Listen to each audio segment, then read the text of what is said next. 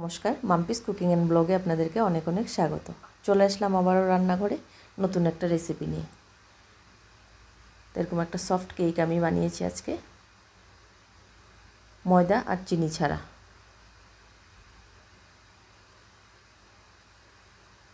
দেখুন কতটা সফট হয়েছে।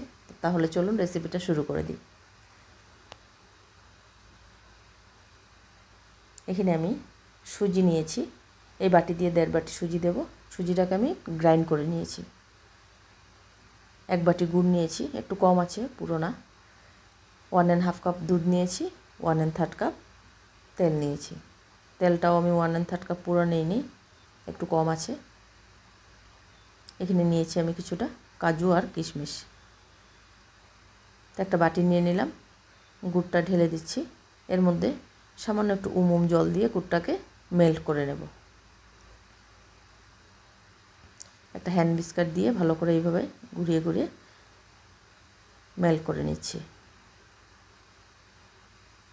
একটা ছাঁকনি দিয়েই দেখুন আমি গুড়টাকে ছেঁকে নেব, কারণ অনেক নোংরা থাকে।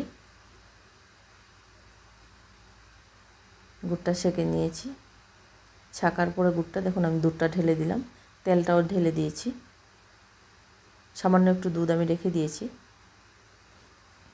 এখন আবারও ভালো করে মিক্স করে নেব। কথা বলতে বলতে কোনো ভুল ত্রুটি হয়ে থাকলে মানিয়ে নেবেন।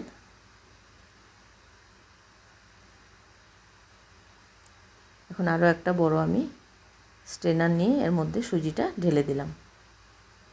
দিয়ে দিচ্ছি এখানে 5 চামচের মতো গুঁড়ো দুধ। 1.5 বাটি সুজি দিয়েছি, গুঁড়ো দুধ দিয়েছি 5 চামচ। এই চামচটা দিয়ে আমি দিয়েছি বেকিং সোডা, আর এই চামচ দিয়ে ভরে আমি দিয়েছি বেকিং পাউডার। সামান্য একটু নুন দিয়ে দিলাম।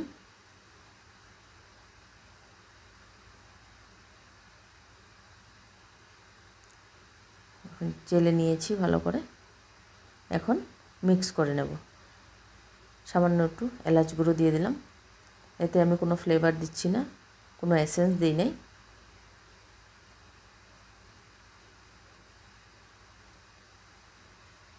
তো একদম হেলদি একটা কেক নিয়ে চলে আসলাম আজকে।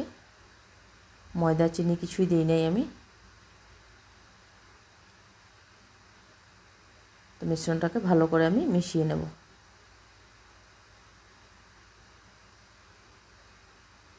কিছুটা কাজু কিশমিশ দিয়ে দিলাম।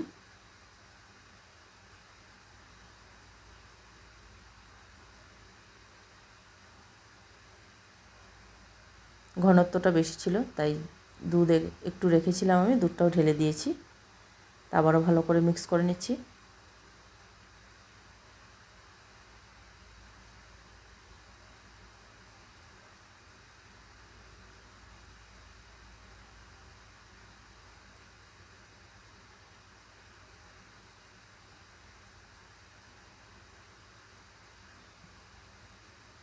তো এই বাটির মধ্যে আগে থেকে আমি একটু তেল ব্রাশ করে নিয়েছি।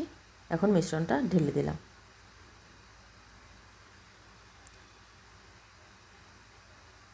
মিশ্রণটা ঢেলে হাত দিয়ে এইভাবে 1-2 বারের মতো ডেপ ডেপ করে নিচ্ছি, কারণ ভিতরে যদি হাওয়া থাকে বের হয়ে যাবে। উপর থেকে আমি কিছুটা কাজু কিশমিশ দিয়ে দিলাম। তো ওভেনটা আমি 10 মিনিটের জন্য প্রিহিটে বসিয়ে দিয়েছি।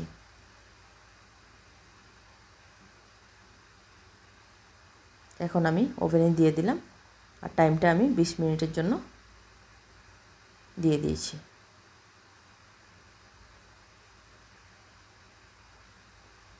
দেখুন কেকটা আমার হয়ে গিয়েছে। এখন একটা ছুরি দিয়ে আমি দেখছি মাঝখানটা হয়েছে কি না।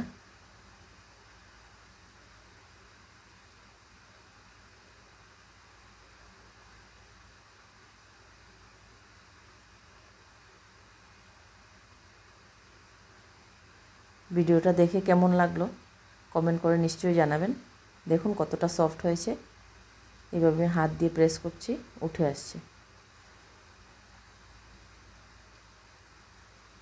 আবারও ফিরছি নতুন ভিডিও নিয়ে।